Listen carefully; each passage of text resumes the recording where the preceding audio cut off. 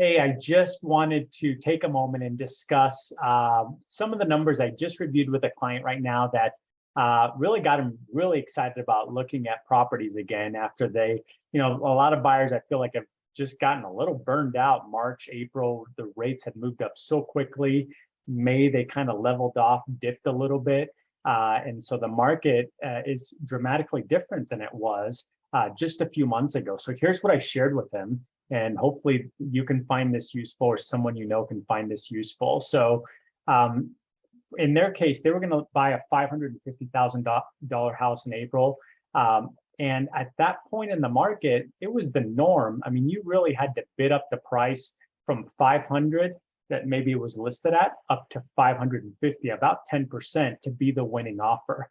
Rates were about 5.75 at that point. So they were going to have about a $3,500 payment and end up with having to bring about $42,000 to closing if the home appraised, because of course they would have had to offer a $50,000 appraisal gap. So they could have been $90,000 due at closing to buy that same home. Today, there's a little more inventory on the market. Rates are a little bit lower.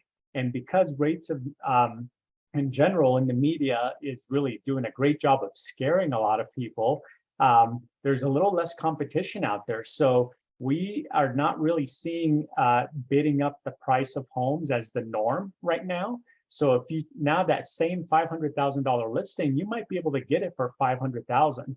With rates being a little bit lower, your payment is going to be $400 less than it would have been just a few months ago.